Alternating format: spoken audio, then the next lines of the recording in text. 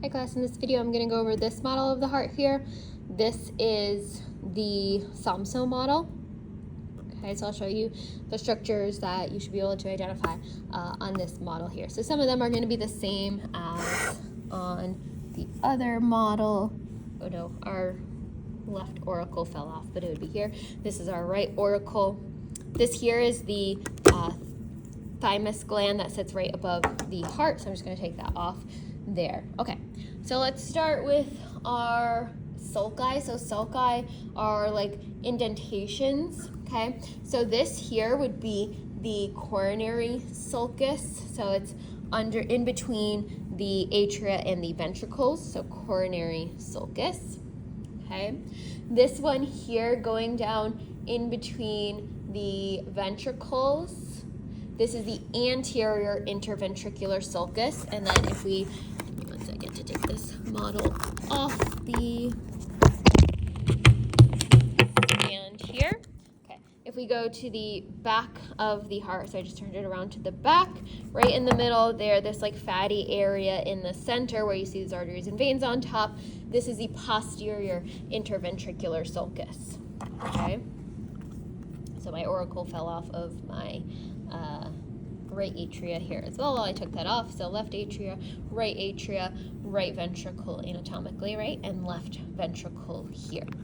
I want to point something out which you can see really well in this model here. So see, this is the wall of the right ventricle, so this is the myocardium, the muscle layer. This here is the myocardia of the left ventricle, and you see how much thicker it is than the right ventricle? That's because the left ventricle is responsible, so the right ventricle pumps blood to the lungs, which are right next to the heart. It doesn't have to pump very hard to get the blood right next to it, right? But the left ventricle pumps oxygenated blood through the aorta, and from there it goes to the rest of the body, right? So it has to pump blood even all the way down to the toes, the top of the head, everywhere else in the body. So the muscle is a lot thicker in the left ventricle. So when you're dissecting your hearts and cutting them open, in order to tell which one's the right and which one's the left, so the anterior from the posterior side of the heart as well, the left ventricle is a lot harder to like squeeze because of how thick the myocardium is. Okay, so I just wanted to point that out there. Okay. All right. Okay, so if we go into the right atrium here, this one, that scar tissue there, that's the fossa ovalis in this muscle here. Okay. Okay, we have our superior vena cava and our inferior vena cava. Okay.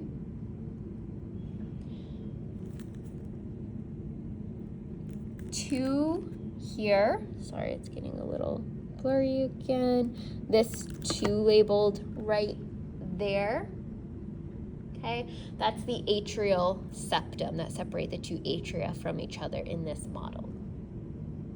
Okay, I believe that's all you need to know from the right atrium here in this model. So let's move it over. This here is the left atrium. Okay, there's not really any structures within there that you need to know, so I'm gonna go down. So this here, this valve leading into the right ventricle, this is our tricuspid valve. You can see the papillae really well in this model as well. Okay, and then this is our right ventricle, and then blood is pumped through this semilunar valve here. So this is the pulmonary semilunar valve.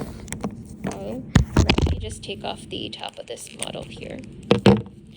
So I just want to show you, you can take off the top of this model and see all of the valves. So this would be our tricuspid, our bicuspid valve, our pulmonary semilunar valve, and our aortic semilunar valve. Okay, and they say it looks like a half moon from the top here. That's why these two are called semilunar valves. Okay. Okay, so then we have our left ventricle here, and you could see the bicuspid or mitral valve, and you can see the papillary muscles here.